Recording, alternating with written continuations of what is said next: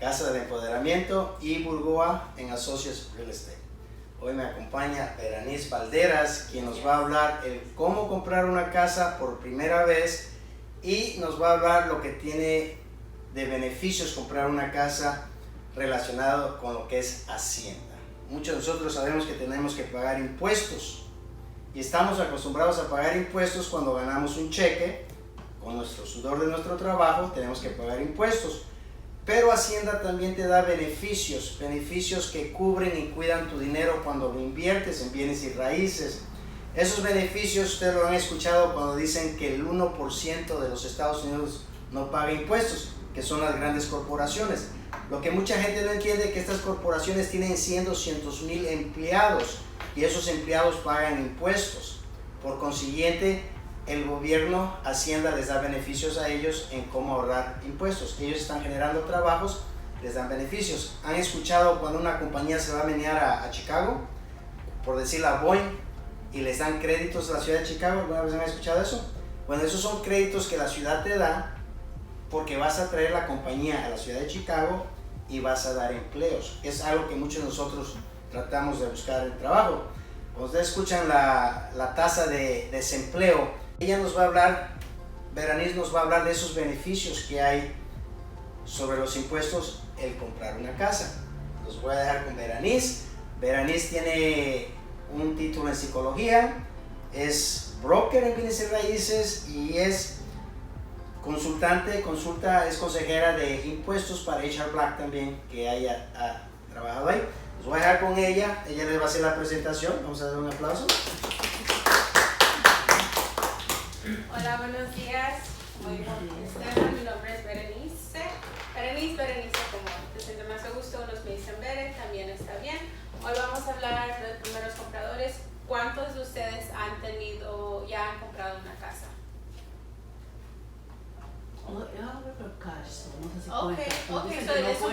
Es un poco diferente cash. Sí, porque le dijeron eso que no tenía nada, que no significaba nada. Sí. Bueno, ya tiene su casita, eso es muy importante, ¿verdad? Cash y préstamos sí es muy diferente. Los primeros compradores saben lo que necesitan, una idea de lo que pueden necesitar. ¿No? Ok, sí está muy bien. So, lo primero que necesitan, lo primero que se va a hacer es pensar, ¿verdad? Pensar y hacer un plan de qué casa quiero comprar, cuáles son mis ahorros, con qué puedo contar yo, cuánto tengo de cash y cuánto voy a necesitar de un préstamo, ¿verdad?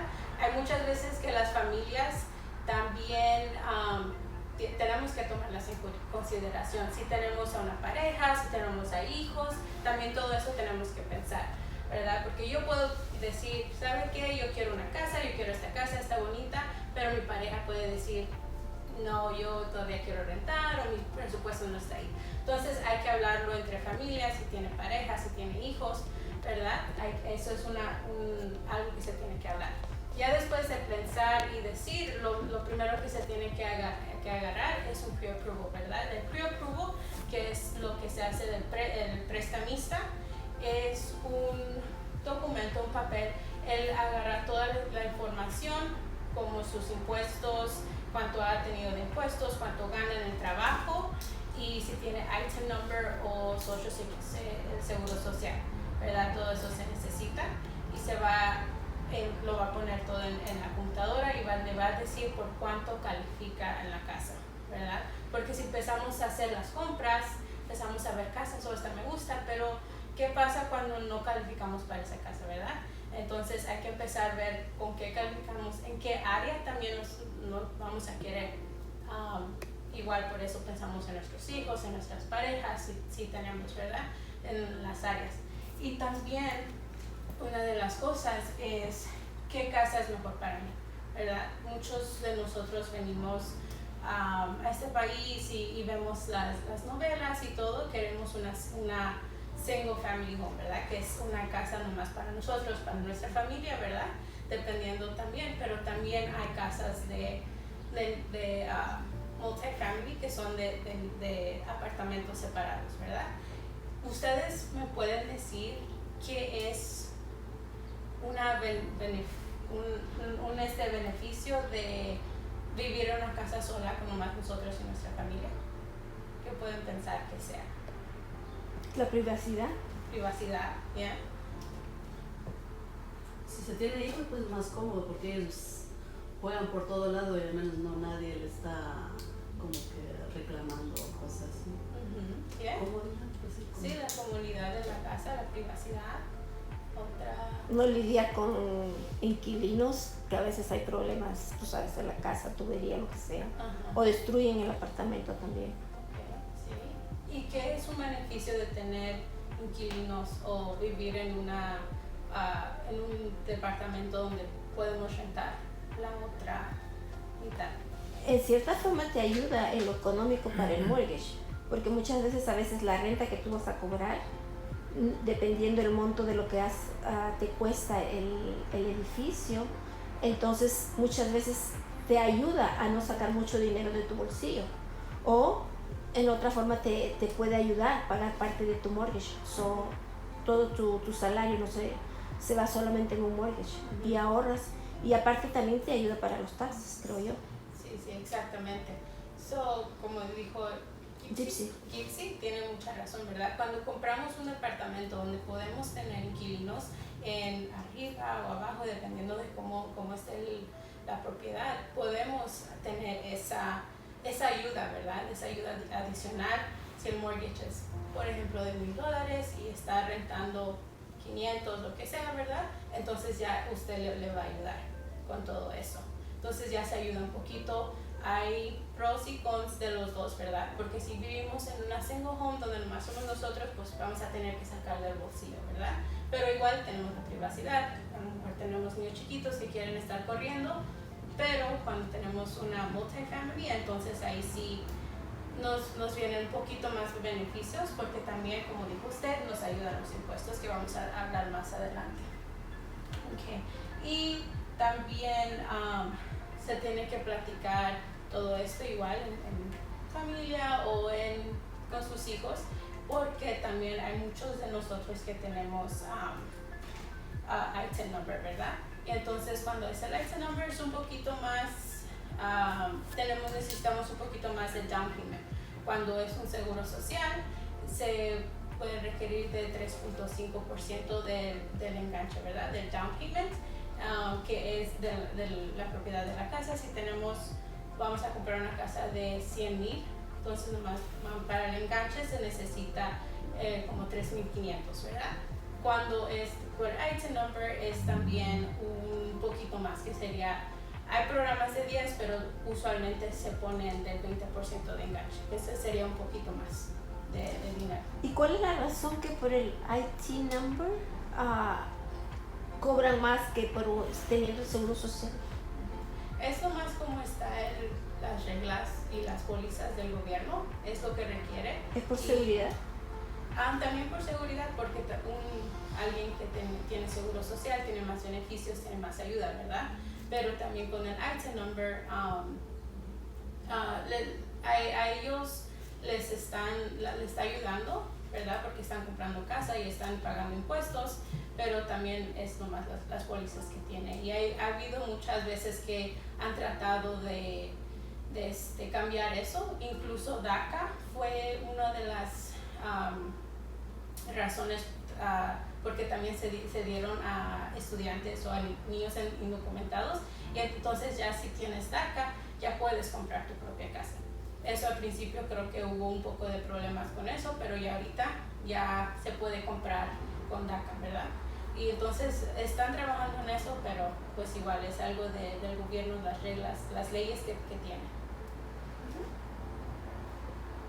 Y también el proceso, como dijo usted, el cash y el préstamo es muy diferente, ¿verdad? Cuando tenemos cash es más rápido, porque no tenemos que hacer con el pre-approval, no se tiene que dar los documentos, que serían los impuestos, que serían los cheques, los talones de cheques, o cuánto ganamos, y el seguro social, ¿verdad? Cuando es cash, cuando tenemos ese dinero en el banco, ya podemos hacer una oferta cash, ¿verdad? Se escribe el contrato y se le da, se le dice es cash, y así aceptan, pues ya se van, y entonces aproximadamente 2 semanas se puede hacer el cierre.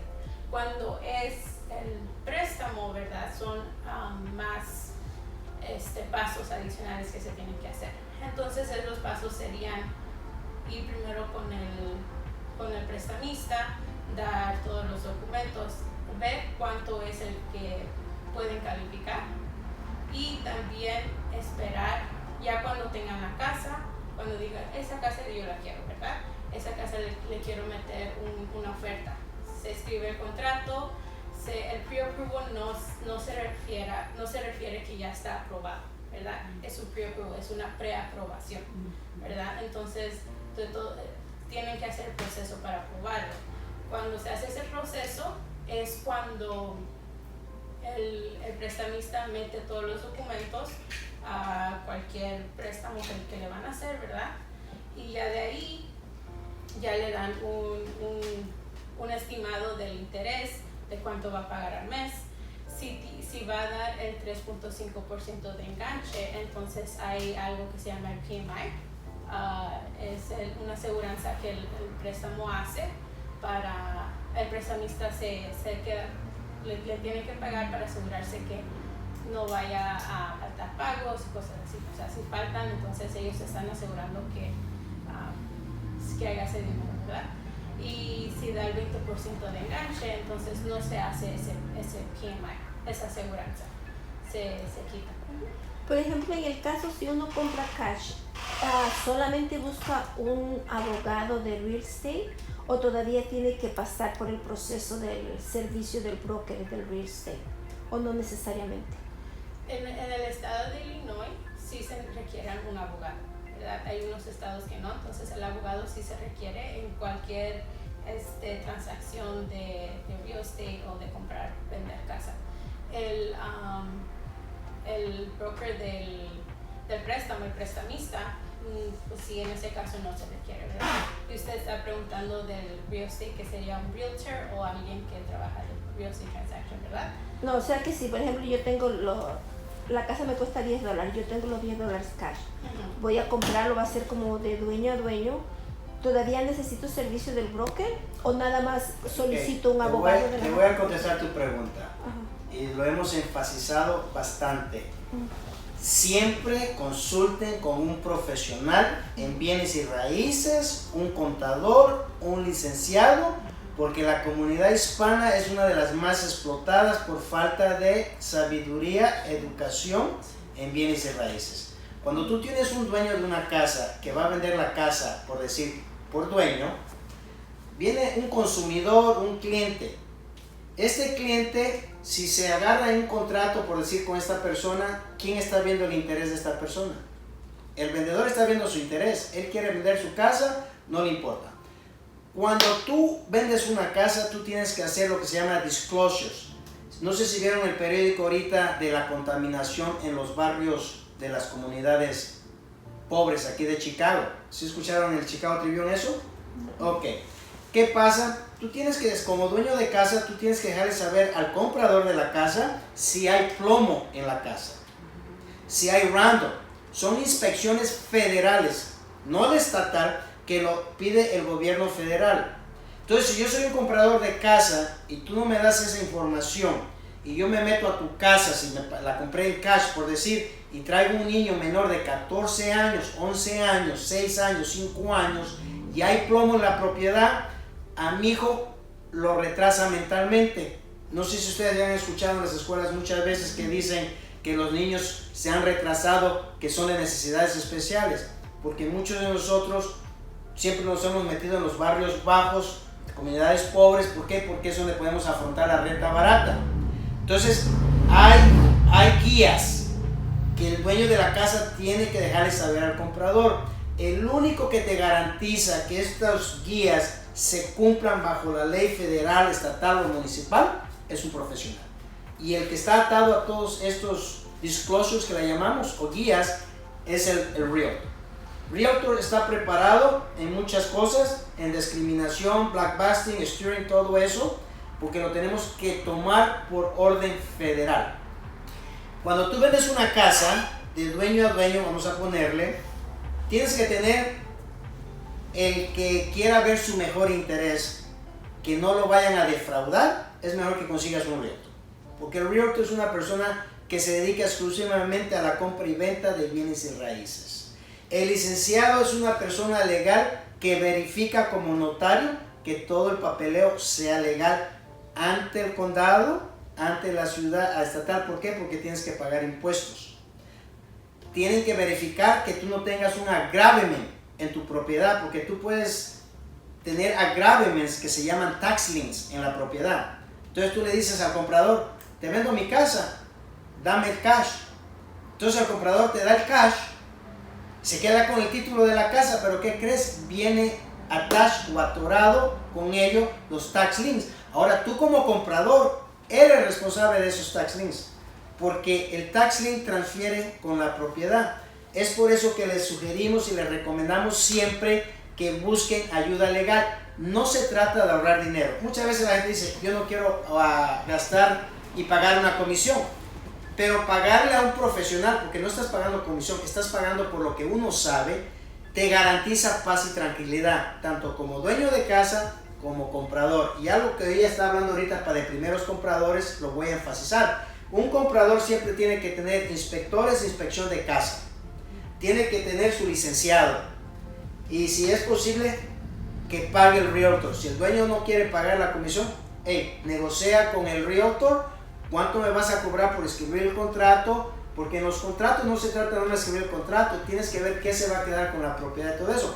Pues no la voy a interrumpir a Berenice porque es su clase de ella, pero siempre lo enfatizo, busquen ayuda legal, más nosotros los hispanos, porque es una de las razones por las que hemos hecho los programas estos de empoderar a nuestra comunidad en invertir en bienes y raíces, porque tengo una experiencia de cerca de 30 años y he visto todo el fraude que ha habido con los intereses que les han sobrecobrado, les han cobrado de más, he visto cómo les roban, disculpa que te lo diga de esa manera, y es una de las razones por las que vine con estas clases. Por eso es una experiencia de 30 años que se ha acumulado todo esto y me he dado cuenta cómo nuestra comunidad sufre, incluso cómo es desplazada a veces, que les compran sus propiedades bien baratas y viene otro y le triplica o cuatriplica el dinero en esa propiedad. Entonces, no nos enfoquemos en las cosas pequeñas de que por qué tengo que pagar a un profesional. A un profesional se le paga por su sabiduría, por lo que sabe y lo que ha aprendido a través de los años. Entonces, no hagamos errores, porque los errores cuestan dinero. Es algo que tenemos que aprender. Al rato les voy a platicar una situación de lo que está pasando con la propiedad allá de la 63, que te va a contestar la pregunta. Pero dale, Berenice. Sí, gracias, eso lo digo muy bien, ¿verdad? Es por diferentes maneras por qué le pagamos a los profesionales y para que todo sea legal, no haya ninguna sorpresas, porque podemos tener muchas sorpresas a comprar una casa, ¿verdad? Y también con eso, ya cuando tienen tiempo para el abogado ver el contrato, para que ellos puedan ver, ellos puedan decir qué está mal, si tiene taxings, o sea, si tiene impuestos de propiedades atrasados, cómo está el título, si el título de verdad es ellos, porque hay muchas veces donde quieren vender la casa, pero el título ellos ya no lo tienen, ¿verdad? Ya tienen a otra persona o en verdad no es su casa de ellos. Entonces el abogado se asegura que todo eso esté en orden, ¿verdad? Que no haya ninguna fraude. Y también tienen tiempo para inspeccionar, ¿verdad? Cuando se acepta un contrato tienen que dar algo que se llama earnest money, que es como un tipo de depósito para asegurarse que ustedes sí en verdad quieran esa propiedad, que no nomás están jugando, que van en serio con esa propiedad. Es como un depósito. Ese earnest money, lo que se le llama, se le regresa ya cuando en el cierre. Se les regresa, puede ser para down payment o para el costo de cierre. Todo eso se va regresando. Pero se le da al principio para asegurarse que ellos se aseguran que usted está interesado en la propiedad. Y también es muy recomendable en el estado de Illinois, muchas veces no se requiere, pero es muy recomendable agarrar un inspector, ¿verdad? Porque uno puede ver a la casa, todo está bonito, recién la pintaron, la pueden amueblar, pero ¿qué pasa cuando nosotros no sabemos de electricidad, no sabemos de anivelamiento, no sabemos de construcción, ¿verdad? Muchas de nosotros como mujeres nos vamos a la cocina, ¿verdad? Oh, la cocina está bonita, tiene nueva estufa, tiene nuevo refri, todo está bien. Y como hombre nos vamos al garaje, ¿verdad? Si el garaje está bonito, tiene unos, para poner nuestras herramientas, oh, todo está bien, ¿verdad? Pero ¿qué pasa cuando no sabemos de todo lo demás, ¿verdad? Puede ser que el circuito de electricidad está mal. ¿Y qué pasa cuando tú vas a comprar la casa y ya está todo listo con el banco? Entonces va el inspector. En este caso, a veces el otro party, el banco manda a su inspector. O tú quieres asegurarte de que todo esté bien como futuro dueño. Y tú contratas a un inspector. Y si ese inspector, después que tú hiciste el cierre y ya todo está bien, ya tú te vas a mudar a la casa. Y después de eso hay consecuencias de que, por ejemplo, hay algún problema que el inspector no lo figuró, pero que te está dando problemas y te da consecuencias. En ese caso, ¿qué tú tienes que hacer?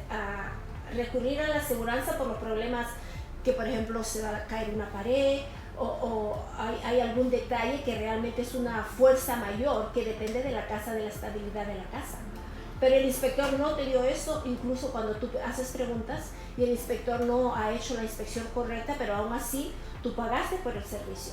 En ese caso, que uno tiene que dirigirse al inspector, a la aseguranza, o algo salió mal, pero ahora como tú dueño tienes que cargar con esos gastos y esa responsabilidad.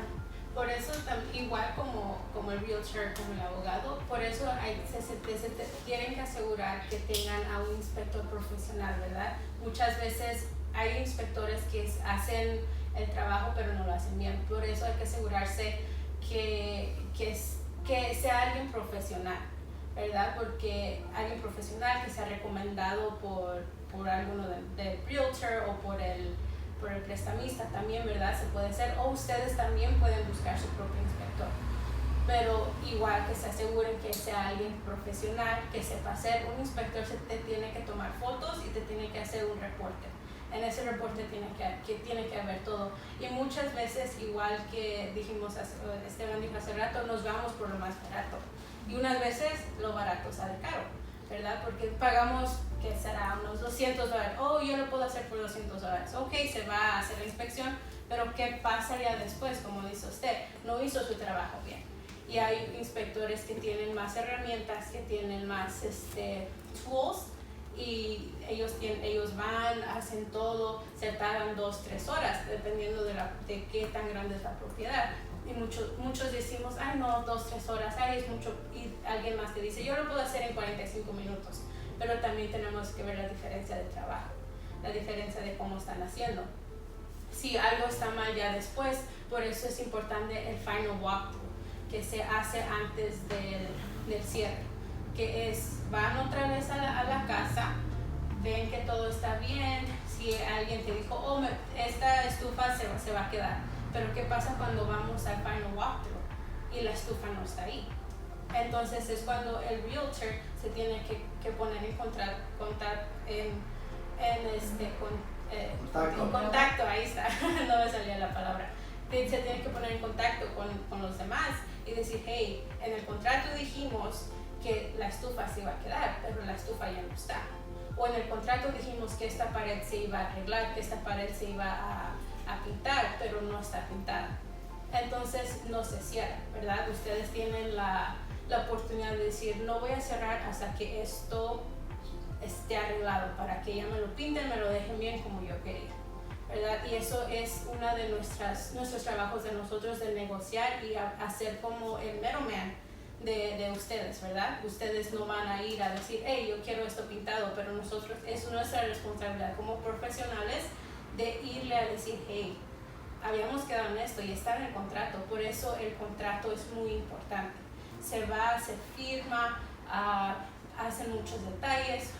Tenemos que ir a la casa y decir, por ejemplo, si hay un carro en el garaje viejito que los dueños van a tirar, ¿verdad? Pero usted dice, no, ¿sabes qué? A mi hijo le encanta arreglar carros, quiero que se quede.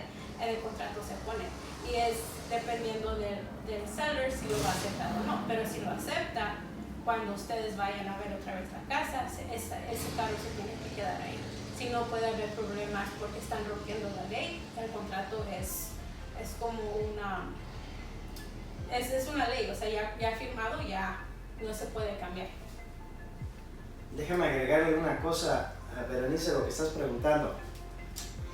El inspector que inspecciona la propiedad, como lo explicó Berenice, es un proceso que le da tranquilidad al comprador de la casa, no al vendedor.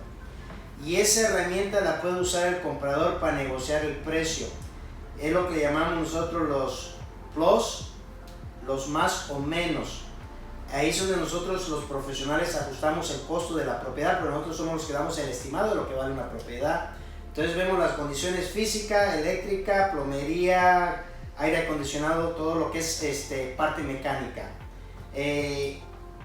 Entonces tú puedes dar el ajuste. Ahora, para que tú tengas tranquilidad, tú vas a comprar lo que se llama un warranty insurance. Un warranty quiere decir que te va a dar paz y tranquilidad cuando compres la casa, si se decompone la estufa, el aire acondicionado, todo lo que sea parte técnica. La parte estructural de la casa que está atrás de las paredes, por ejemplo, si llegara a haber termites, cuando viene el inspector del banco, el que te va a dar el préstamo, si lo llegan a probar y no se dan cuenta que había termites, tú puedes demandar, ¿ok? Eso es lo que le llaman son como problemas o hidden, lo que es hidden, que tú no puedas ver, no lo sabemos. O sea que si yo voy a inspeccionar una propiedad y no veo que haya termites atrás, yo lo voy a probar. ¿Por qué? Porque yo no voy a romper la pared para inspeccionar atrás. Entonces, cosas que están escondidas posiblemente ni el dueño de la casa lo sepa. Y por ejemplo, en el caso de humedad o liqueo, que el dueño sabe que tiene ese problema, pero por ejemplo lo cubre con pláster o lo cubre con, tú sabes, lo pinta bien nice, pero ya pasa un mes, empieza la lluvia, empieza la nieve y tú empiezas que no solamente eso empezó ahora desde que tú te mudaste, sino tú ves las manchas o ves tú sabes, las figuras de que eso ya es tiempo. Por ejemplo, eso tenemos los guidelines que le damos a los dueños de casa que firmen, que nos dejen saber que no hay problemas en la casa. Él te tiene que firmar ese contrato, vamos a poner, es un disclosure, ¿ok? Te tiene que firmar ese papeleo de que no hay ningún problema en la casa. Si un mes más tarde sale todo eso, un profesional sabe si eso tiene 30, 40, 60, un año, ¿me entiendes? La madera, cómo se ha podrido, todo, ellos saben, ¿entiendes? Tú le puedes meter kila a una pintura, lo vas a cubrir. Por eso en los basements, por eso está hablando ella de los inspectores. En el basement tú te vas a dar cuenta si hay agua. Lo primero que haces es que ves el primer pie de la parte de la base, a ver si ha crecido, a ver si hay algunas marcas. Cuando hay marcas alrededor del basement, quiere decir que se mete el agua, ¿ok? Entonces, aunque tú lo pintes, pues sí lo vas a pintar. Pero a veces las casas están en zona que se llama flooding. Entonces tú tienes que comprar una aseguranza para flooding y te va a salir un poco más cara. ¿Qué es lo que todo el mundo quiere hacer? No pagar. Estamos en Estados Unidos. Estados Unidos tiene que tener aseguranza para moto, carro, casa, avión, todo básicamente, hasta para tu salud tienes que tener aseguranza. Entonces mucha gente trata de ahorrar, ¿no? Si yo estoy en una zona de flooding, no, ¿para qué quiero la aseguranza de flooding? Me voy así. Viene la lluvia, se me llenó el basement de agua. ¿Y ahora qué hago? No tenía aseguranza.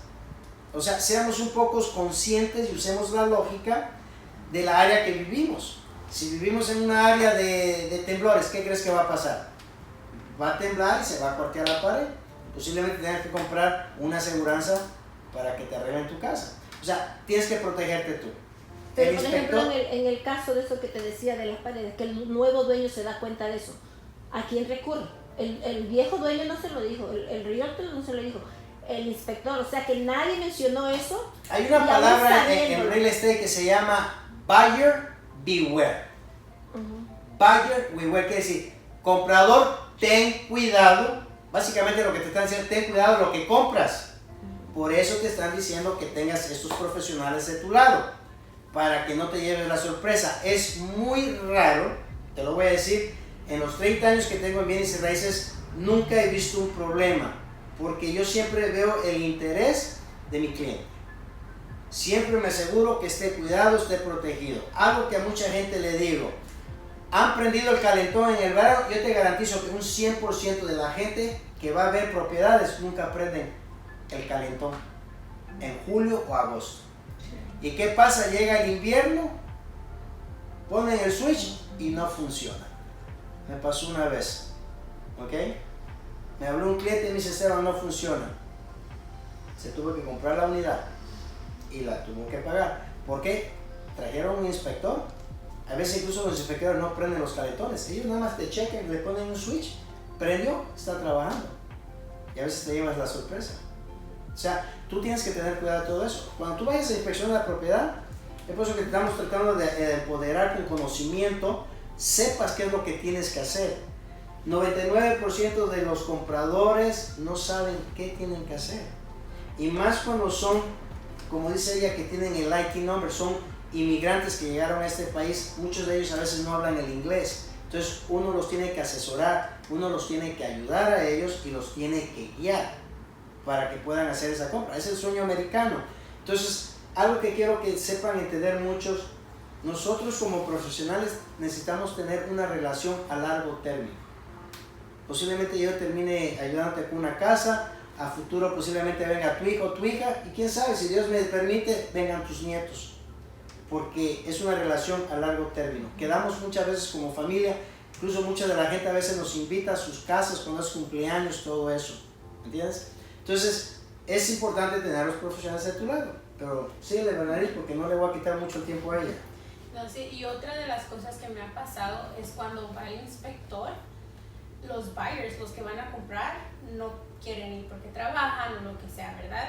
Y esto también es muy importante. Ustedes tienen que estar presentes cuando vaya el inspector, porque vamos a perder 3-4 horas de trabajo, pero se va a asegurar que todas sus preguntas sean contestadas, que usted, si tiene alguna pregunta de calentón, que le diga al inspector, hey, me lo puedes revisar, me lo puedes prender o lo que sea, ¿verdad? Porque muchas de las veces nosotros como realtors vamos, ¿verdad? Hacemos ese tiempo en nuestro día para ir, pero los buyers no quieren ir. O es que trabajo, o es que no hablo inglés, o es que tengo una emergencia, ¿verdad? Pero también tenemos que hacer la tarea como compradores de casa.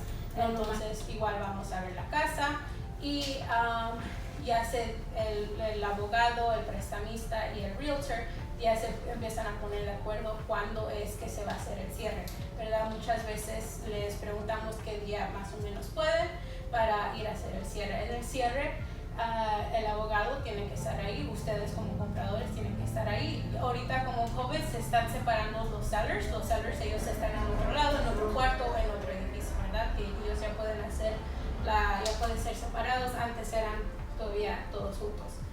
Y el realtor, como profesional, yo siempre trato de estar ahí, pero no se requiere, ¿verdad? En el estado de Illinois no se requiere que el realtor esté ahí todo el tiempo. Pero igual, si no, los compradores no hablan inglés y si no entienden algo, es nuestro trabajo estar ahí para tratarles de explicar algo que ustedes no tengan una pregunta. Y también es importante ver todos los documentos, ¿verdad? Porque ha pasado que ya cuando está el master statement hay un cobro adicional, hay algo que no habían quedado, tienen que dar más dinero, y es también la responsabilidad del buyer y de nosotros de decir, hey, ¿qué está pasando, verdad? Esto no está bien, habíamos quedado en una cosa y ahorita ya me estás diciendo otra cosa. Entonces hay que ver muy bien, ¿verdad? Muchas veces nomás vamos porque ya estamos emocionados, ¿verdad? Oh, ya voy a tener mi casa, esto y el otro, y no vemos esas líneas. Y es importante ver todas las líneas, son muchos números, puede ser 2-3 hojas, muchos números, muchas cosas, pero es importante que vayamos línea a línea a ver que todo esté bien. Por ejemplo, si ya cuando hice el cierre y todo, por ejemplo, yo compro la casa, el deed está a nombre del banco, pero aparentemente está a nombre mío porque voy a comprar la casa. Entonces, por ejemplo, si yo quiero heredar, para evitar los impuestos, si yo quiero heredar esa casa, por ejemplo, a un hijo mío, entonces, ¿qué es más conveniente? ¿De poner al heredero en el deed o ponerlo en un trust? So, por ejemplo, si yo me muero, me pasa cualquier cosa, entonces automáticamente esa propiedad va a la persona heredera a la que yo lo haya puesto como en el trust. So, de esa forma no pago impuestos. So, cuando pone a una persona en el título, le da a esa persona también es dueño de la propiedad. Sí, Entonces, pero por puede ejemplo, hacer cambio. si por ejemplo yo estoy en el título, ¿verdad? Ajá. Ok, yo me muero.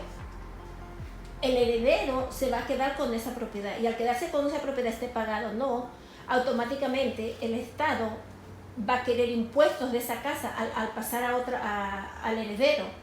Gypsy, estás dando 3 diferentes escenarios. Ajá. Cuando tú eres dueña de la propiedad y tú añades a otra persona al título, esa persona se convierte tu socio en la propiedad. ¿Ok? Si tú vendes la propiedad, tienes que pagar impuestos y le tienes que dar la mitad a esa persona y tiene que pagar impuestos. Si tú lo dejas en tu testamento y tú te llegas, Dios no quiera, a morir y tú dejas a esa persona en el testamento, esa persona no tiene que pagar impuestos porque es una herencia. ¿Me explico? No va a pagar, se llama inheritance tax, no lo va a pagar. ¿Ok? Y recuerden que les dije que Estados Unidos te permite evitar pagar capital gains hasta $500,000. Si tú compraste tu casa, ya te lo voy a explicar al rato, lo más seguro, por decir $200,000, le metí $100,000 de arreglo y vamos a poner la venta en $500,000, ¿cuánto tengo de ganancia? $200,000. ¿Tengo que pagar capital gains en esos $200,000? No, porque la regla de Hacienda me dice que tengo hasta $500,000. Y hay otras reglas que van, pero es buenas preguntas hiciste, buenas preguntas para que no se confunda la gente, ¿me entiendes? Y tú contestaste perfectamente también que en el momento que una persona es añadida al título, automáticamente es dueña de la propiedad y tiene consecuencias de impuesto. Solamente cuando es un inheritance evitas el impuesto, que es lo que todo el mundo no quiere, pero hay que seguir las reglas de Hacienda. Ok, como hay 2 compradores en esa propiedad, los 2 tienen que llenar individualmente los taxis y los ayuda a esa casa, ¿sí?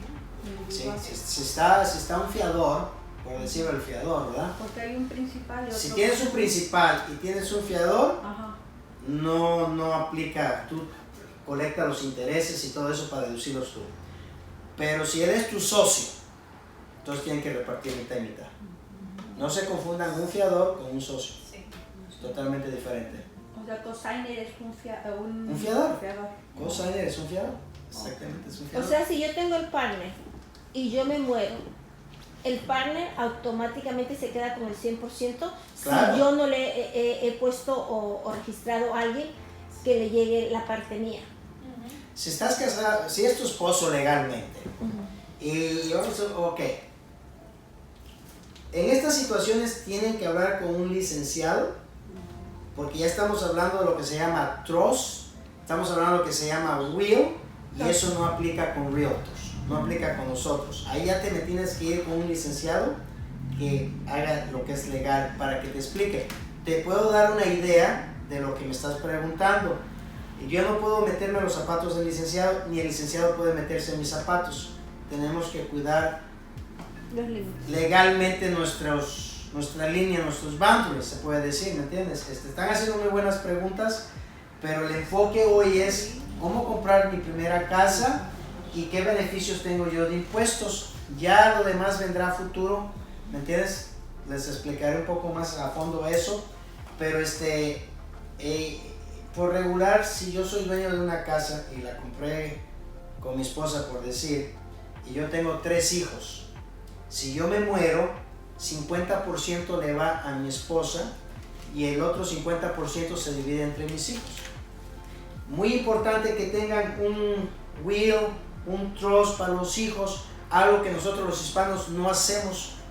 Estamos muy tontos, disculpa la palabra, en cosas legales.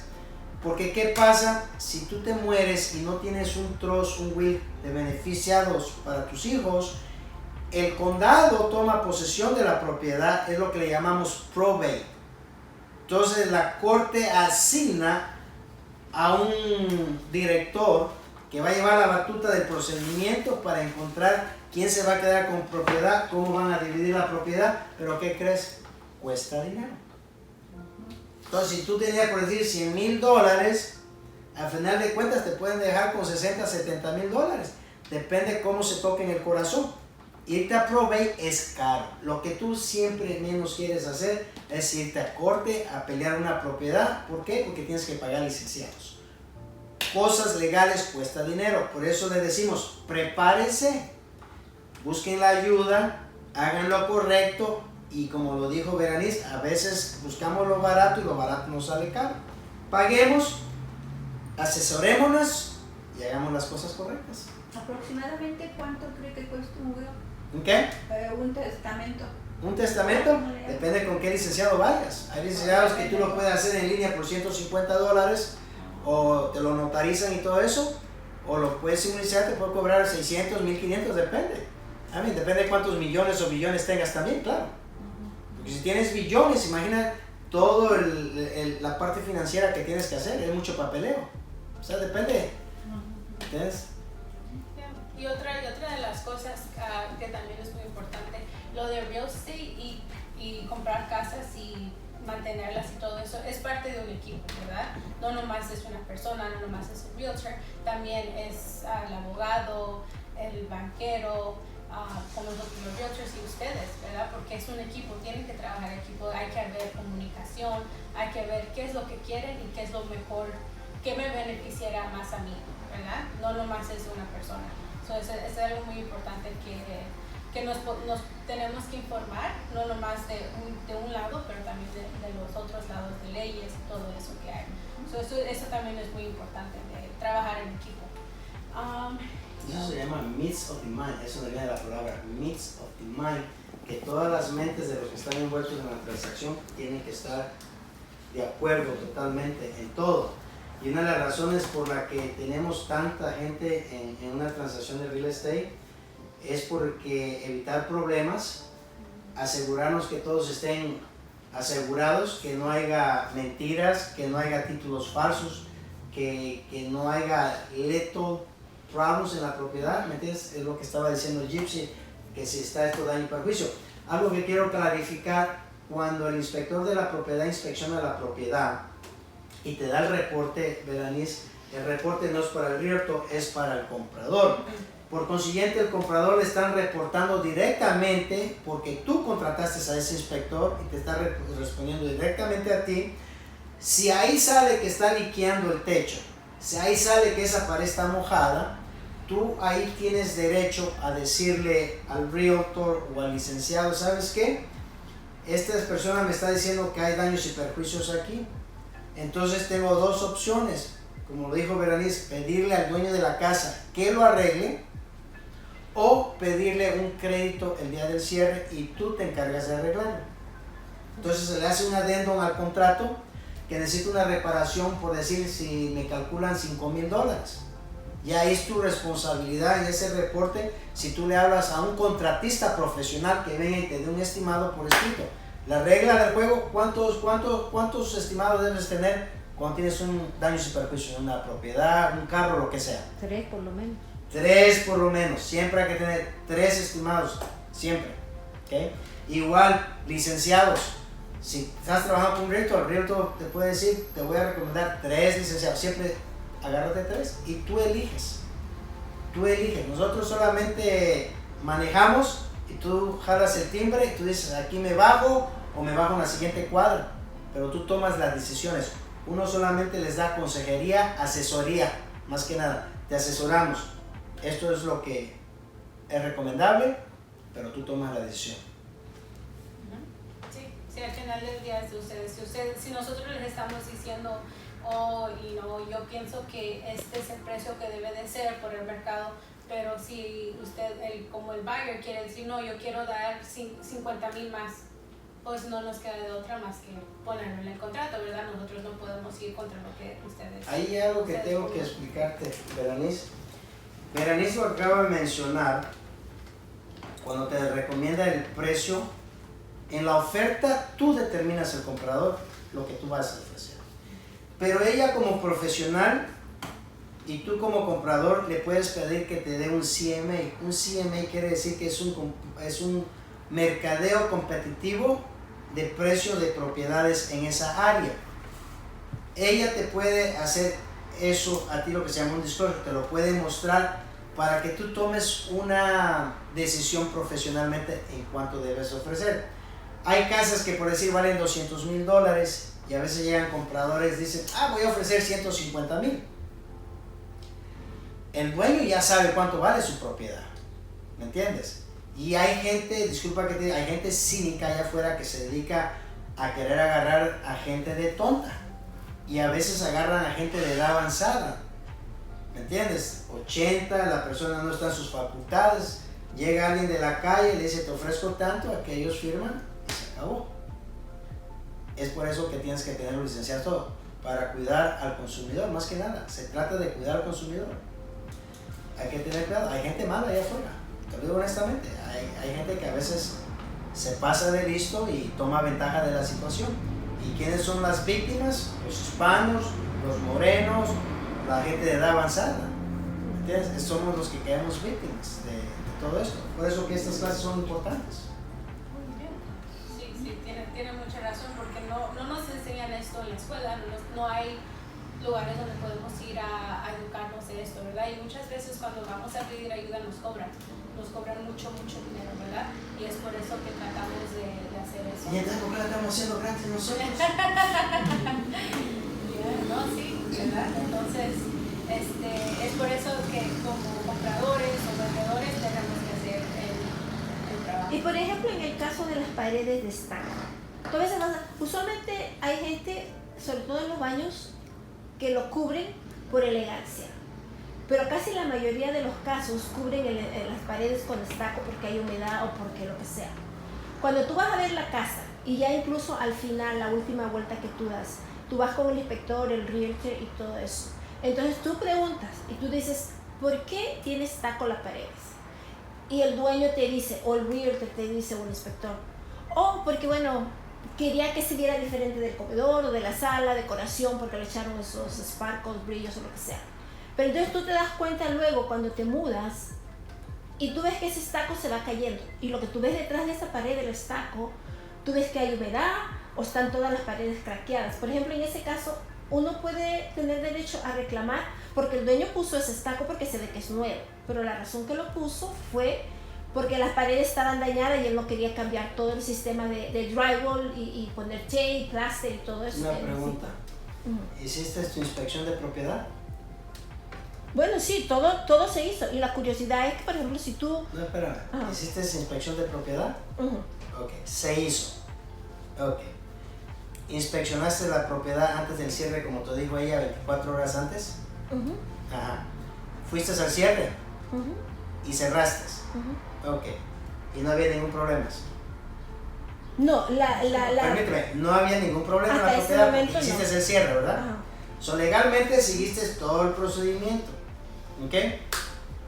Si 30, 40, 50, 60 días después viene un problema, tú dices humedad.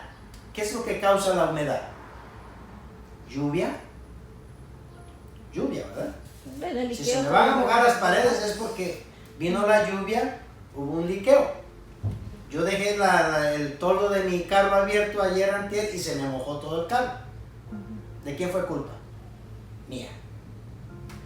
Cuando tú cerraste la propiedad, hicieron ellos los disclosures, los dueños, todo está perfectamente bien, todos tienen que poner las iniciales y firmar. Todos están de acuerdo. Es lo que le llamamos meets of the mind en real estate. Quiere decir que todas las mentes están de acuerdo, sincronizadas. Y tú cierras, ya es tu responsabilidad. Te lo digo honestamente, ya es tu responsabilidad. La única manera que tú puedes demandar a un dueño de casa, incluso a un realtor, es si alguien trató de esconderte lo que se llama little problems, o sea, problemas que sabíamos y no te lo dijimos.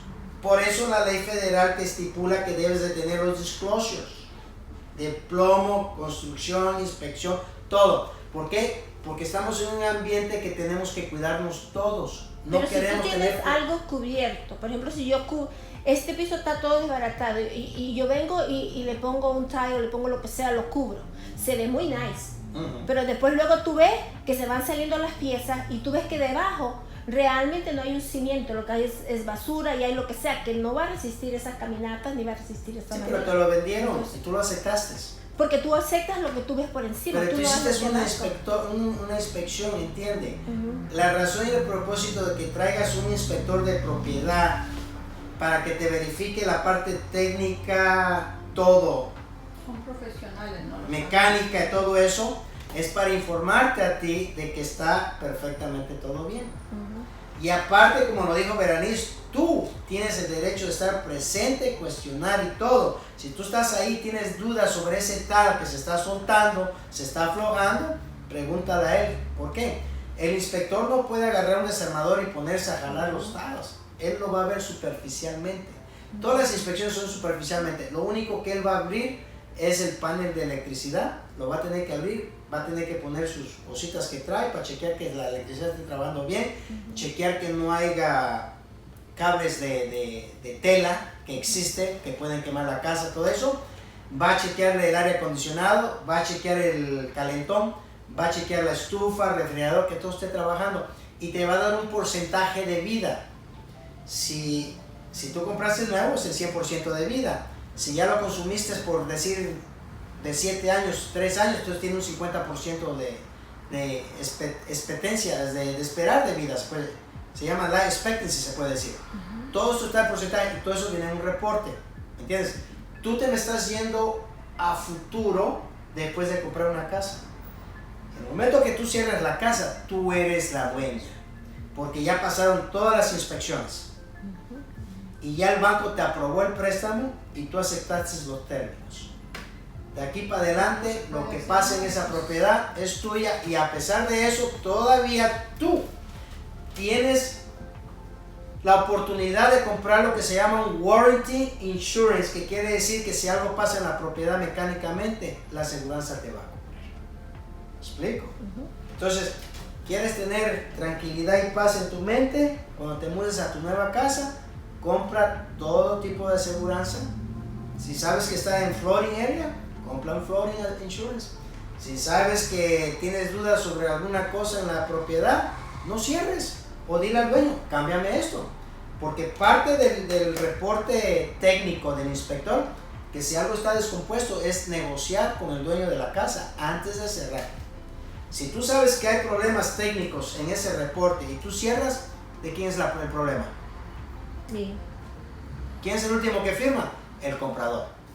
Por eso en real estate siempre le decimos a los compradores, buyer beware. ¿No han escuchado nunca esa palabra? Buyer beware.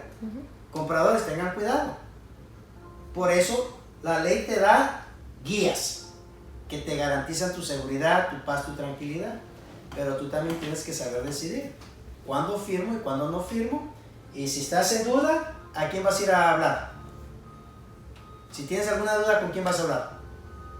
¿Con el realtor o Con tu licenciado. con el lawyer? Tu licenciado es el que legalmente te puede ayudar en un problema legal. Nosotros solamente escribimos los contratos, negociamos los contratos, somos los que organizamos los inspectores, todo eso. ¿Me entiendes? Estamos trabajando para ti. ¿Me entiendes? Dependiendo del cliente. A veces podemos estar representando al dueño de la casa. A veces podemos representar al comprador de la casa. Y si nos toca representar al vendedor y al comprador, tenemos que hacer un disclosure, informarle a ellos y si nos dan permiso de servirle a los dos al mismo tiempo.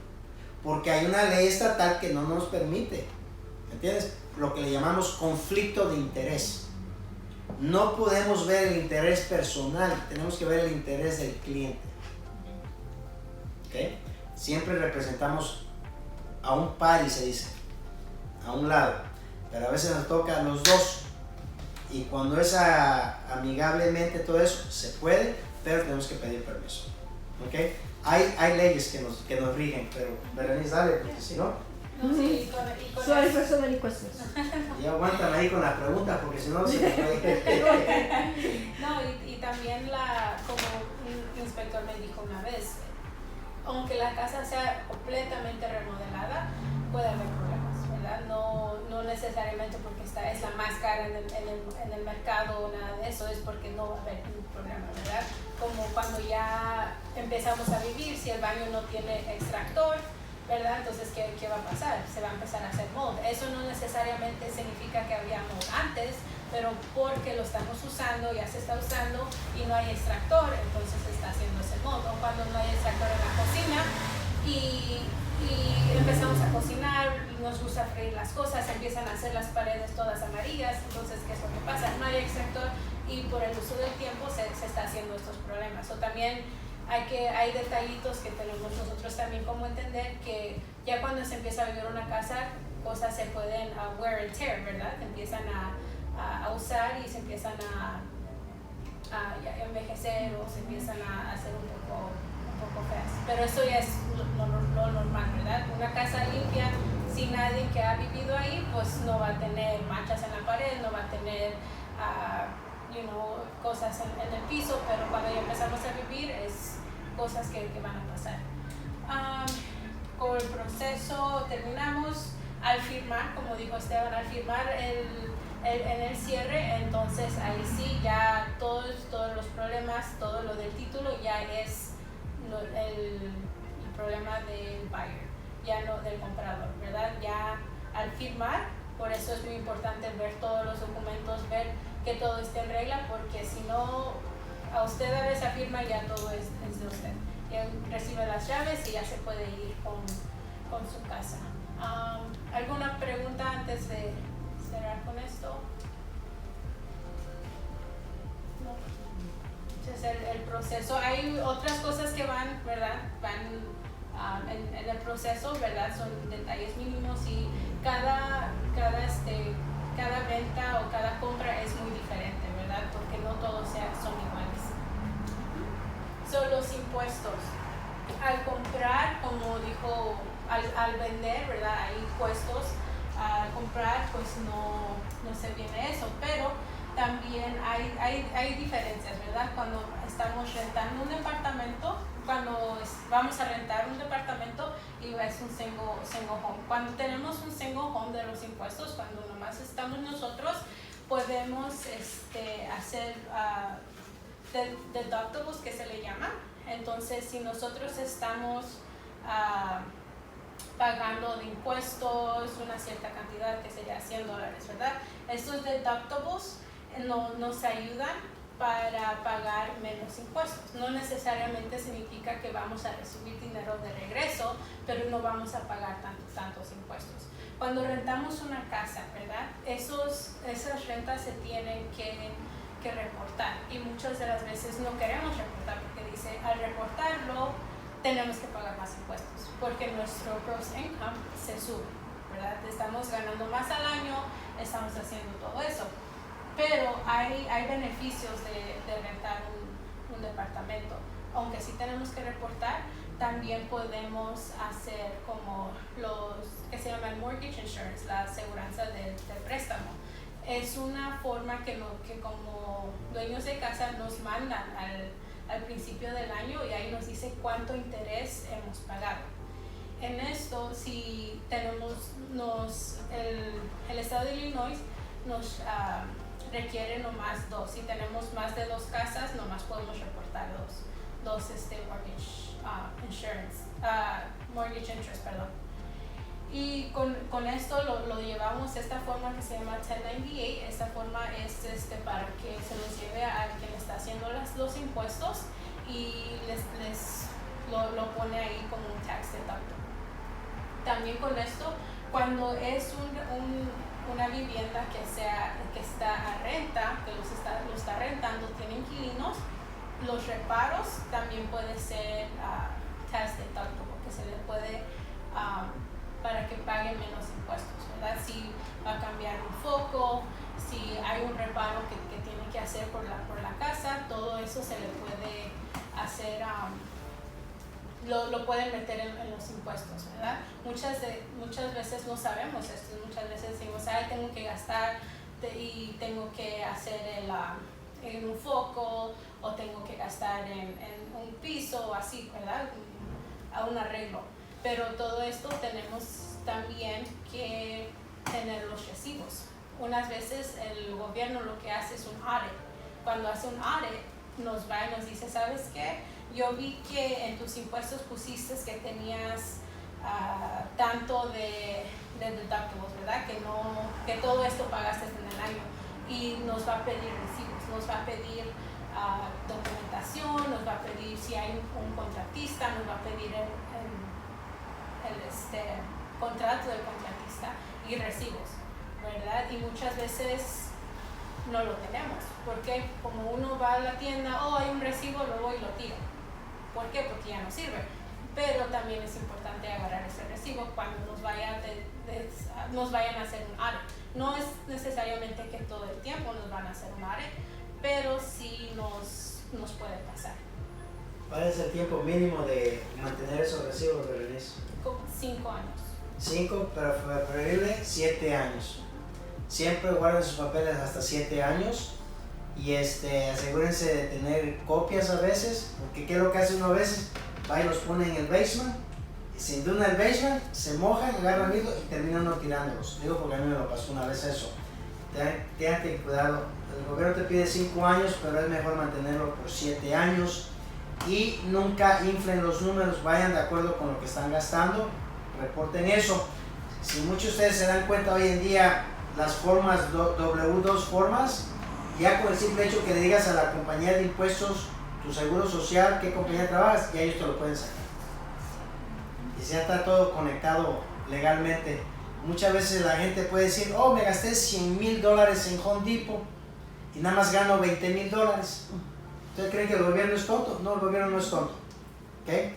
Y desgraciadamente habemos muchos tontos que creemos que el gobierno es tonto y no es tonto. Cuando nos vienen a meter una auditoría, ahí nos damos cuenta que los tontos éramos nosotros. Disculpe que se diga de esa manera. Siempre busquen ayuda legalmente con un contador en cuestión, o HR Black o Jason Hewitt. Siempre vayan con los profesionales. Y otra de las cosas que también ahorita ya hay es un tool, ¿verdad?, que podemos usar, es la computadora. Hay ya programas donde puedes tomar foto o escanear un recibo y todo se va archivando en una memoria o en la computadora, lo que sea, ¿verdad? Sí, muchas veces como ya ahorita como está la situación con la tecnología, ya no usamos mucho papel. Todo eso hay que usar esas tools para nuestro beneficio de nosotros. Y eso es otra cosa que acaba de decir Berenice, ya la tecnología está aquí y mucha de nuestra gente se está quedando atrás. Bastante, que es algo que tenemos que educar a nuestra gente, de que sepa cómo usar todas estas cosas, porque les facilita su vida. Nosotros estamos todavía a la antigüita, haciendo con libros, papel, apuntando todo eso. ¿Por qué? Porque estamos acostumbrados a eso. Me doy cuenta que ahora los muchachos nada más llegan, incluso hasta para pagar, nada más sacan el teléfono y ¡pim!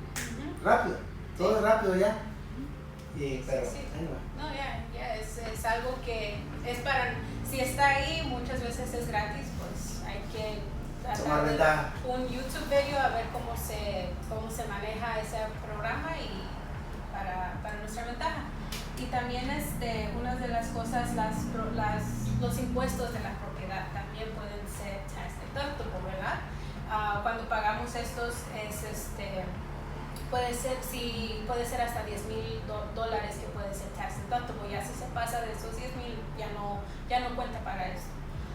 Pero de todos modos son $10,000 que puede bajarle. Por ejemplo, en la parte de los impuestos que dice, por ejemplo, yo tengo mi casa, tengo mi apartamento, ¿ok? Por ejemplo, yo decido, en vez de rentar el apartamento, por ejemplo, de rentártelo a ti, por ejemplo, tengo 4 cuartos, y en vez te digo que yo no te quiero rentar el apartamento, y yo decido, en vez de, porque pienso que voy a ganar más, cojo roommates. Ese dinero que me dan las roommates, ¿tengo que reportarlo a los taxes? En vez de rentar, yo no voy a decir estoy rentando, simple y llanamente estoy en mi apartamento y pues tú y tú me ayudan a pagar la renta y cada quien tiene su cuarto. ¿Eso también hay que reportarlo en los taxes, las roommates, o no? Cuando es lo que se tiene que reportar es cuando es nuestro profit. Cuando tenemos algún profit se tiene que reportar. Eso se llama income. Todo lo que sea income, ingresos, se tiene que reportar en Estados Unidos. No se confundan, todo ingreso se tiene que reportar. Si te ganas la lotería, 1, 2, 3 dólares, lo tienes que reportar. Si te encuentras 100 dólares en la calle, lo tienes que reportar. Ahora, ya es cosa personal tuya, qué es lo que hagas, ¿me entiendes? Pero la ley estipula que todos los ingresos se deben de reportar así. Pues en el caso, por ejemplo, de los roommates, los students roommates. Lo vuelvo a repetir, todo ingreso se tiene que reportar a Hacienda. ¿Qué es lo que tú hagas en tu situación personal? Y es algo personal y ahí lo voy a... Y con esos con las deducciones es cuando se va pagando menos impuestos, ¿verdad? Pero son deducciones legales que se pueden hacer. En single home, cuando estamos viviendo, es un poco diferente porque no podemos hacer deducciones como de reparos. ¿Por qué? Porque estamos viviendo nosotros ahí. Es cuando estamos rentando algo, ¿verdad? Cuando se renta también podemos, si estamos pagando a un manager, le estamos pagando a un realtor para que nos mantenga los inquilinos y los leases, le estamos pagando a un abogado que también nos haga los contratos de los inquilinos. Eso también se puede deducir en los impuestos. Que es muy diferente en single home, porque en single home no necesitamos leases, ¿verdad? No estamos contratos de inquilinos porque no podemos hacer.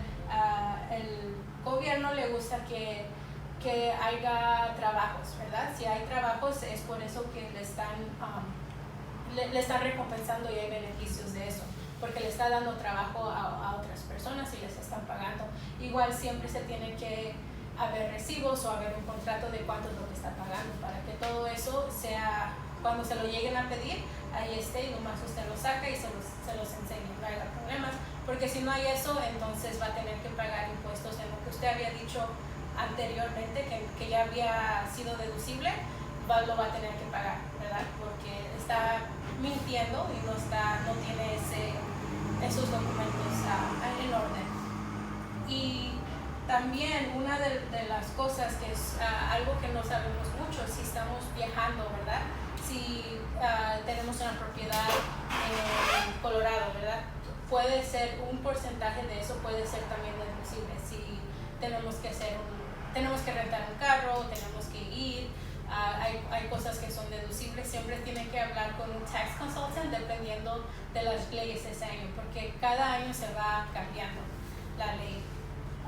Para el 2021 y 2020 lo que se hizo también fue el solar, cuando se le puso el solar panels a las casas, también eso es algo que fue deducible.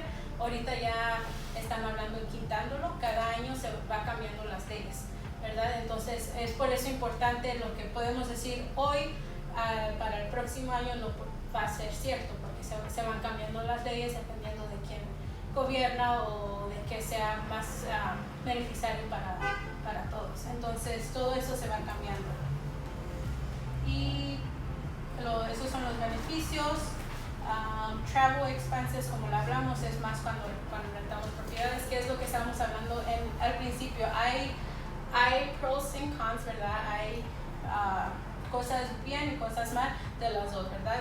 En los impuestos nos dan más beneficios cuando damos a renta y tenemos inquilinos y tenemos trabajadores, nos dan mejores beneficios que cuando nomás tenemos una single home. Por eso es importante al principio hablar y tener todo eso en mente. Y la última cosa que quiero hablar es del 1031 exchange, que es algo que muchos no sabemos, y es cuando somos inversionistas, nomás tenemos una casa como investment. Ese es un poquito más diferente, pero el 1031 exchange lo he visto ahorita mucho, lo he visto en ventas de casas, ¿verdad? Y eso es cuando tenemos una casa de inversión y la queremos vender, ¿verdad? Nos permite, es algo del abogado, nos permite que no paguemos impuestos en eso, siempre y cuando ese dinero vaya a ser que vamos a comprar otra casa. Nos dan un periodo de 90 días para encontrar otra casa que queremos, entonces no pagamos impuestos. Si se pasa más del tiempo requerido, entonces ya se pagan los impuestos. Pero esto es algo que usted puede pedir, igual es adicional, ¿verdad? El abogado le va a cobrar más por hacer esta forma, pero es algo que se puede ahorrar usted pagar el impuesto, ¿verdad? Porque cuando se va a vender una casa, la vende, tiene que pagar impuestos porque está recibiendo ingreso, ¿verdad? Está recibiendo ingreso, tiene que pagar impuestos. Pero ¿qué pasa si ese ingreso lo va a invertir otra vez? Entonces no es ingreso, ¿verdad? Porque lo va a comprar otra cosa con eso. Entonces esto también es algo que les puede ayudar y es algo que lo he visto en cierres recientemente. O sea que si vas a vender una casa y lo que ganas de esa casa lo usas para comprar otra casa, ahí no pagarías impuestos. Solo estarías transfiriendo la ganancia de eso que vendiste. No hay impuestos. No, el 1031 exchange no es venta, es intercambio de propiedad por propiedad del mismo valor que te permite Hacienda hacerlo legalmente sin necesidad de pagar intereses. Recuerden esta palabra. 1031 exchange no es venta, es intercambio de propiedad por propiedad, y a veces si estás corto del mismo valor lo puedes hacer te doy un bote, le puedes tirar un bote o algo, es intercambio, sí. No es venta. Y tiene que ser una venta de investment, tiene que ser una casa de investment, no puede ser como mi single family home, ¿verdad? Donde estoy viviendo en residencial, como dijo, no puede ser eso, no califica. Eso también hay reglas que se tienen que hablar, y igual pueden hacer la tarea, lo pueden investigar, pero ese es algo que se puede usar, y igual cuesta dinero, no es gratis, ¿verdad? Cuesta dinero y eso se hace con el abogado, y es una venta de investment property que se le llamaría, no es nomás cualquier cosa. Pero igual siempre no podemos preguntar, tengo esta casa, califica para esto, es algo que siempre puede preguntar, ¿verdad? No se quede con esas preguntas. ¿Alguna pregunta? ¿No? Ok, agrégale en el lado izquierdo seller disclosure.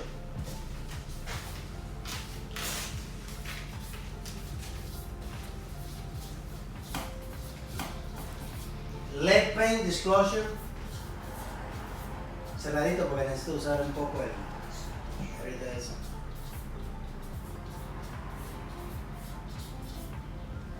Agrégale el random disclosure.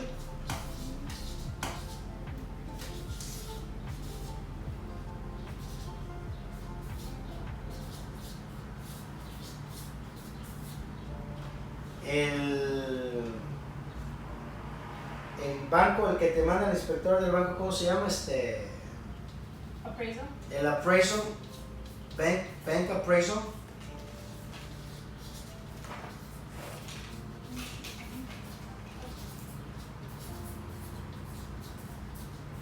Property inspection.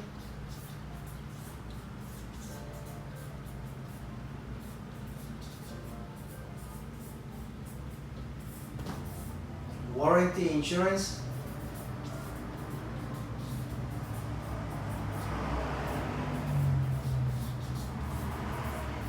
Flooding insurance.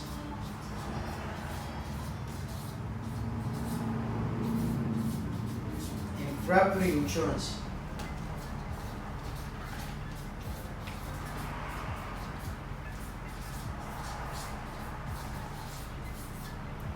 Aquí donde dice el proceso abajo, ponle cost basis, cost basis.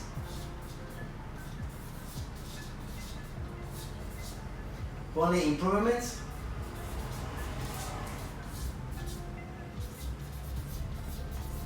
Y abajo le pones adjusted price.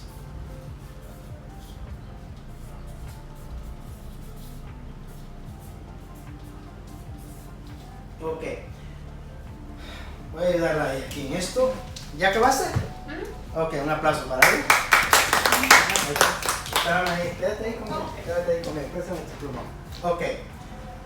Basado en las preguntas que hiciste hace rato, ahí, ok. ¿Por qué es importante que cada uno de nosotros conozcamos y sepamos lo que ella nos dice. Todo a su debido tiempo tiene un propósito. Cuando tú compras una casa a 5, 7, 10 años, tú vas a crear lo que se llama equidad. Ya es lo que estábamos hablando la semana pasada, que mucha de nuestra gente no sabe cómo usar esa equidad, cómo reinvertirla. Por consiguiente, ese dinero se queda bajo el colchón y se pierde bajo la inflación. ¿Okay? Especialmente cuando estamos hablando cash. Okay. Si yo compro la casa, por decir, en el cost basis, vamos a decirle $100,000. ¿Okay? Son 100,000. ¿Okay? Y si yo le meto, por decir, 20,000 a la propiedad, ¿okay? ¿Okay? Y tengo un adjusted price, son, vamos a poner 120,000, ¿verdad? Ok. Entonces, ¿qué pasa? Que si yo tengo un cost basis de 100, por decirlo, ¿ok? Y vendo la propiedad como está, tengo un cost ajustado de 100,000, por decir, ¿ok? Pero ¿qué pasa?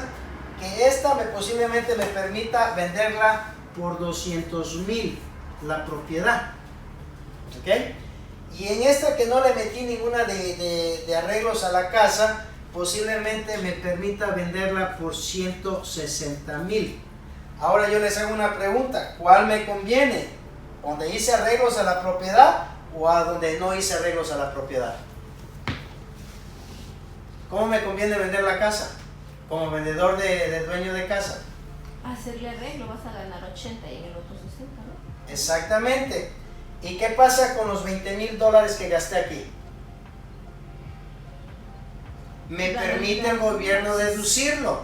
O sea que esos gastos que yo le haga a la propiedad los puedo deducir en mis impuestos. Entonces el gobierno me está ayudando a hacer más dinero.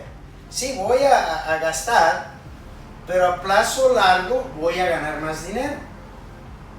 Es lo que queremos que entiendan ustedes. Cómo trabajan las reglas de Hacienda, cómo trabajan las inversiones en bienes y raíces para que puedan poner más dinero en su bolsillo. Tenemos que aprender a jugar el juego. Esto es lo que le llamamos a futuro, cuando ustedes ya se convierten en dueños de casa, tienen que tener lo que se llama el cost basis, ¿ok? Basis, los improvements y el adjusted price. Todo esto tiene que ver con Hacienda, tiene que ver con ganancias. Eso lo vamos a platicar en inversiones.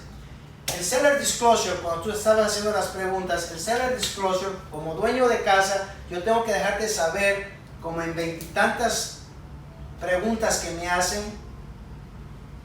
¿está el techo mal? ¿Sí o no? ¿Está la casa desalineada? ¿Sí o no? ¿Está rota la fundación? ¿Sí o no? ¿Hay termitas? ¿Sí o no? O sea, tengo que hacer todo eso yo, como dueño de casa. Tengo que firmar, iniciar y firmar. El realtor, el comprador, todos tenemos que firmar de que se nos dio el seller disclosure. ¿Entendido? ¿Alguna pregunta? O sea, ahí ya te están diciendo por adelantado si hay o no hay problemas en la casa. Si el vendedor te mintió, se está metiendo en problema legal. No le conviene mentir. Por eso existen estos disclosures. Ok, el random disclosure es el veneno ese radiactivo que sale de la tierra. Todo lo hay. Tú tienes el derecho a hacer o no hacer la inspección. Nosotros como realtors te damos el pamphlet, te decimos tienes que hacer un random inspection. Pero tú como comprador tienes la opción para decir sí o no. Y muchos a veces dicen no por no gastar. Como lo dije, a veces los primeros compradores apuradamente califican.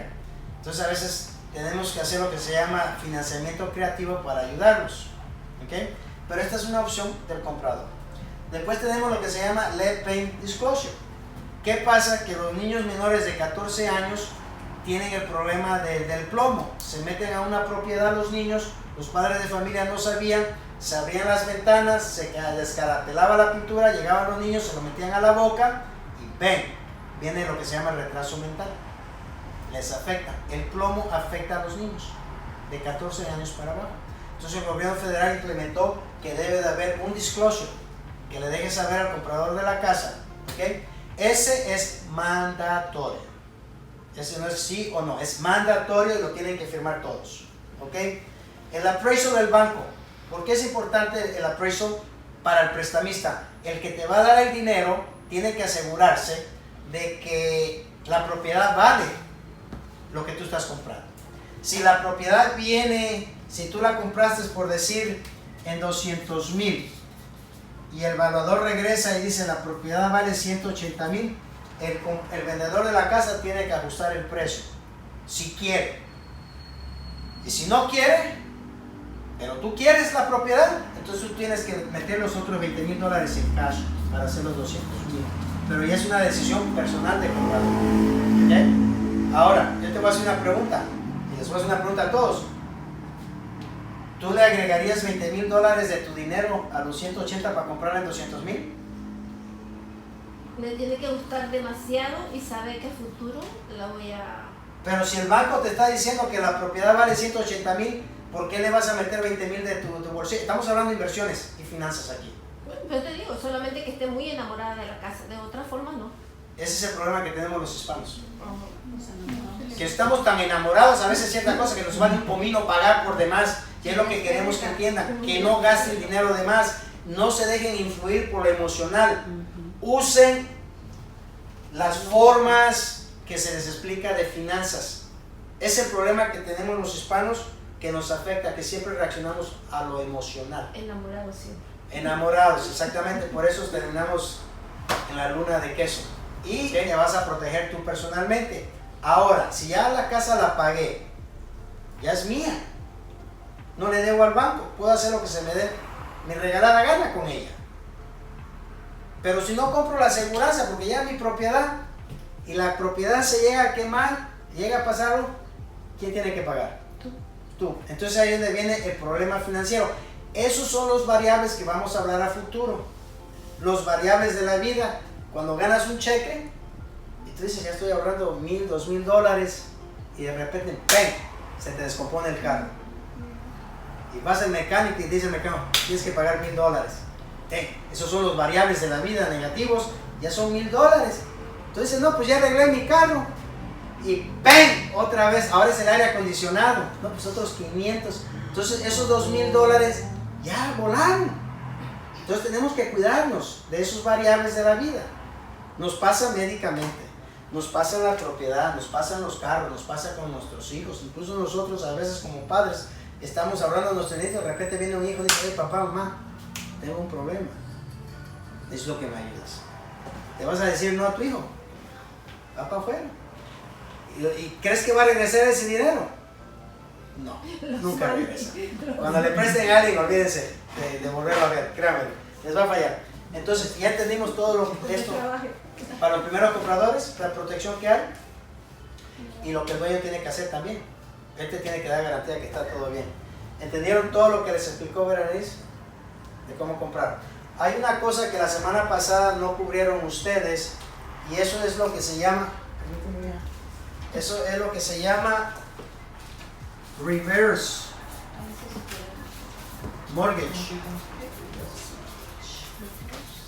La semana pasada estuvimos hablando de esto y lo voy a tocar porque estuve analizando el video que hicimos la semana pasada y me di cuenta que no se tocó el reverse mortgage. Cuando tú eres dueño de casa y estás llegando a una edad, tú siempre compras una propiedad porque la quieres usar para financiar a futuro la educación a tus hijos en la universidad, o la quieres usar para tu retiro. Muchas veces nosotros usamos el cost basis, calculamos nuestra ganancia, vendemos la casa y nos vamos a Cancún. Bye bye América, me voy a viajar el mundo, vivir, ¿ok? Entonces tenemos eso. Pero a veces hay gente de edad avanzada que negocian con el banco, ya no tienen ingresos, ya no pueden trabajar, el seguro social es pequeño, entonces necesitan un suplemento de ingresos. Entonces, para ellos poder tener ese suplemento de ingresos mensualmente, cuando llega al retiro, le piden al banco un reverse mortgage. Entonces el banco le calcula cierta cantidad de dinero y te lo deja en una cuenta de banco donde tú tienes acceso a ese dinero. Vas a pagar intereses. Pero ¿qué pasa? Que tu propiedad queda como colesterol, queda depositada.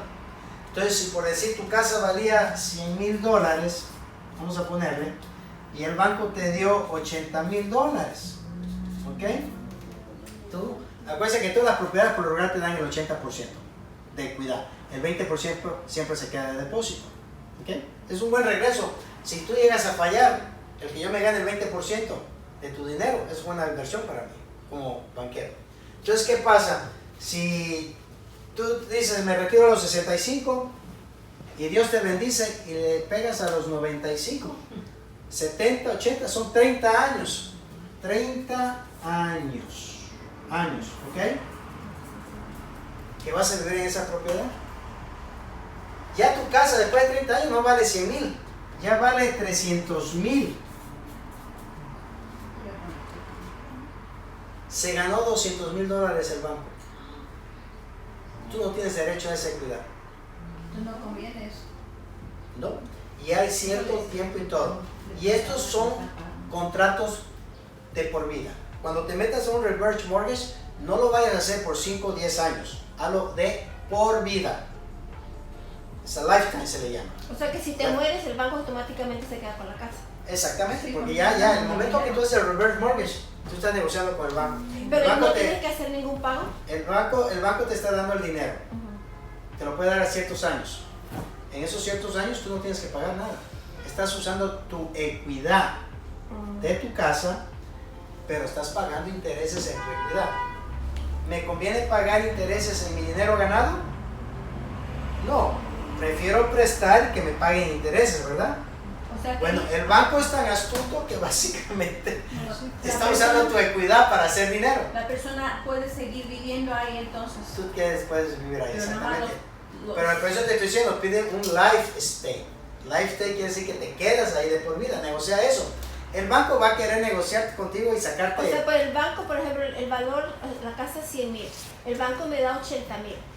Y yo voy a vivir otros 30 años y hago, tú sabes, de por La vida. sacan. Entonces, No. pero esos 80,000, ellos me están cobrando intereses, pero no estoy pagando yo nada cada mes. Ese es un No, tú no dinero tienes que pagar nada, al eso es contrario, como tú un- estás sacando cada mes para ti. O sea, estoy como un salario que tengo Es ahí. un salario dinero, que estás sacando de tu equidad, es como si y lo puedo refinanciaras usar la cuando casa. yo quiera, no hay límite que este mes usas bien. O sea, cuando se acabe el dinero, se acabó y no me morí. Se acabó, ¿Qué pasa? pero si lo hiciste por tiempo de años, si lo hiciste por 5 o 10 años, al cumplirse los 10 años, bye. Tienes que desalojar la propiedad. O sea, que en los 10 años tengo que haber gastado los 80,000. Si yo quiero. No, tú puedes hacer con ese dinero lo que se te dé tu regalada gana, es tu dinero. Ya si te lo ¿Ok? gastas. Lo único que pasa es que a veces la gente dice, oye, nada más me quedan 5 años de vida. ¿Me explico? Oh, I Sí, got ¿no? you. ¿Entiendes? Entonces dicen, ¿sabes qué? Voy a usar mi equidad. Muchas veces no se lo gastan, porque las personas de edad avanzada solamente sacan dinero para comer. Viven con lo básico.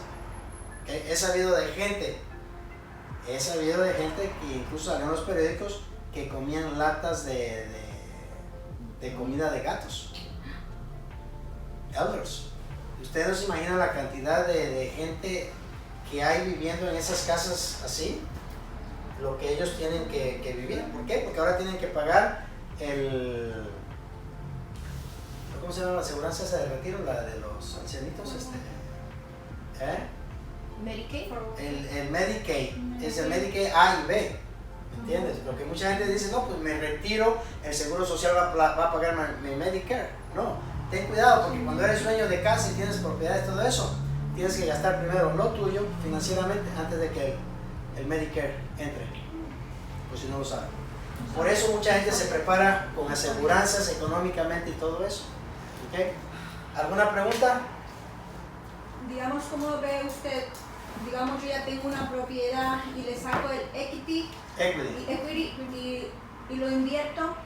¿Me conviene invertirlo o dejarlo ahí en la propiedad? Ok, Así. se lo he mencionado. Ahorita la inflación anda al 9%, ¿verdad? Ujú. Ok.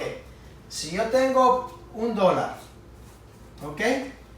Y a ese dólar le tumbo, vamos a poner el 10%. ¿Cuánto me queda de dinero? 90 centavos. ¿Ok? 90 centavos me queda. Por decirlo, 90 me queda. ¿Ok? ¿Cuál tiene más valor? $1, 90 centavos. El dólar. Y ese es el problema que tenemos nosotros en nuestra comunidad, que no sabemos reinvertir dinero y de repente se va a 80, se va a 70, se va a 60. ¿Qué está pasando? Nuestro dinero se está devaluando porque no lo estamos reinvirtiendo, no sabemos usar la equidad. Si la inflación está al 10%, ¿cómo me conviene? Tengo que buscar unas inversiones del 12, el 18, 24%. ¿ok? Para hacer lo que se llama un offset. Ya estoy tumbando la inflación, tengo que ganarle yo a la inflación. ¿Ok? ¿Ustedes han escuchado Warren Buffett? Uno de los inversionistas más famosos de Estados Unidos. Warren Buffett sabe cómo invertir. Esos condenados a veces pueden ganar hasta el 36% en una inversión. ¿Ok? Entonces imagínate, si yo tengo un dólar, ¿ok? Y le gano el 36%, ¿ok? A ese dólar, estamos hablando de 36 centavos. ¿Ok? 36, 18, si me una, 9, son 108. Ya mi dólar se convirtió en $2. Pero sí es permitido sacar la equidad para que Sí. se reinvierta. Déjame terminarte este. Ajá. ¿Te das cuenta cómo trabaja la inflación? La inflación trabaja en contra de la mayoría de la gente que no sabe invertir su equidad. Se va devaluando tu dólar, va para abajo. El 1% que se queja todo el mundo en Estados Unidos es gente que sabe reinvertir su dinero. Sabe reinvertirlo para reproducirlo. ¿Ok? Ahorita te voy a contestar la pregunta. Si yo el primer año me gané el 36%, el segundo 36%, en el tercero, yo en 3 años ya dupliqué mi dinero. Si yo tenía $1 millón, ¿cuánto tengo ahora? 2 millones. Después de 3 años, ¿cuánto tengo yo? 1, 2, 3, me bajó 80 centavos, fíjate. Se me devaluó, es la inflación, es lo que no entendemos, devaluación, inflación. Es lo que la mayoría de nosotros no entendemos. Ahora tú dices, estás hablando de la equidad, que si te van a multar por sacar tu equidad. No, la equidad que tú estás hablando posiblemente te estás confundiendo con las cuentas de retiro, 401k. ¿Ok? Si yo invierto dinero en una cuenta de retiro, el único retiro que puedo hacer es para comprar una casa. No puedo sacar dinero para irme de vacaciones, no puedo sacar dinero para uso personal, porque entonces termino pagando un 20 a un 30 y tantos % de intereses. Depende cómo estén los términos. Los bancos tienen diferentes términos. Entonces ¿Ok? en las casas sí se puede sacar para lo que uno lo quiera usar. ¿En la qué? En la casa sí puede sacar uno el dinero para lo que uno lo quiera usar. Exactamente. Ok. Puedes sacar y como dice uno, la equidad es tu dinero. Ok. ¿Ok? Pero trabaja con alguien que sepa entenderte, que quiera ayudarte. Claro. Porque por la experiencia que tengo, por lo que he vivido y he visto, mucha de nuestra gente la llevan a lo que le llamamos el ringer. Falta de educación, falta de conocimiento, falta de información. Es lo que tratamos de hacer aquí. Informarles para que puedan tomar decisiones financieras que les va a ayudar a futuro. ¿Me entiendes? Préndele la luz, ahí no se está prendida, la de medio suelo. ¿Es abajo o prendido? Ya lo subí. Sí, ahí está, se prende ahorita. Entonces, si entiendes esto de la inflación y cómo duplicar tu dinero. Si tú no refinancias tu casa, por ejemplo tu mamá, cuando fuimos a ver la casa, ella tiene ese dinero parado ahí. Sí, ella está pagando un mortgage fijo. Pero por ejemplo, esa equidad la puedes sacar. Vamos a hacer una pregunta. ¿El banco cuánto te está pagando ahorita? ¿El 2% en una cuenta de ahorro? ¿O 1%? 1%, imagínate. ¿Ok? Ahora, ¿por qué no buscas manera de invertir ese dinero donde te puedan pagar un 12%, un 20%? Porque la mayoría de nosotros estamos preocupados. ¿Qué horas son? Son las 6. Vamos a bañarnos, vamos a regar, vamos a trabajar. Son las 5, corre a la casa, tengo que cocinar para los niños. Ya viene las 7 de la noche, ya estoy cansada. Pongo a ver la novela. 9 de la noche ya estoy dormida. Y es el ciclo. Entonces, ¿qué pasa? Que la gente que trabaja más horas, la gente que se toma el tiempo en educarse, prepararse, investigar, ya tenemos las redes sociales ahorita, podemos investigar en YouTube todo eso. Entonces, lo que se toman el tiempo, van a hacer dinero. Van a saber invertir, van a saber usar su dinero. Pero la mayoría de nosotros no sabemos. No sabemos. Es por eso que queremos empoderarlos, educarles, enseñarles, y no nada más nosotros. Hay otras organizaciones allá afuera que son conocidos míos que también están con lo que se llama literacy en finanzas, que también les están ayudando cómo ahorrar dinero en pensiones, todo eso. Muchos de nosotros no invertimos en pensiones. ¿me entiendes? Cuentas de retiro.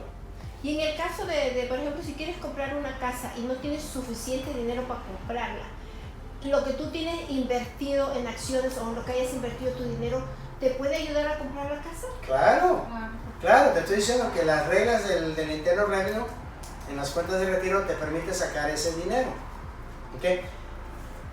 Bolsa de valores, cuentas de retiro. ¿Ok? ¿Incluye el es 401k? 401k es cuenta de retiro. Entonces, esas cuentas tú puedes sacar dinero legalmente sin pagar impuestos para comprar una casa. ¿Ok? Por ejemplo, el 401 se va a ir duplicando y tienes que jugar los números. Acuérdense lo que les estoy diciendo, jueguen los números siempre.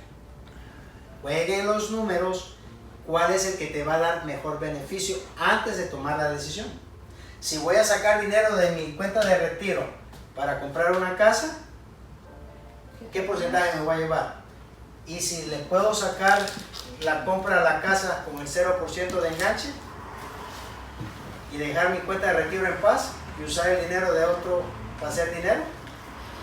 En bienes y raíces hay una cosa que dice usa el dinero de otros para hacer dinero. Si tú tienes buen crédito, buen trabajo y sabes usar tu crédito y tu trabajo, tú puedes comprar una casa sin nada de enganche. ¿Entiendes? Y es lo que vamos a hablar al futuro. Es donde dice how to buy real estate, o sea, cómo comprar una casa sin efectivo o crédito. ¿Okay? Ahorita hicimos una transacción nosotros donde el comprador no tuvo que calificar para un préstamo ni nada. Sencillamente puso su down payment, el dueño le financió la propiedad.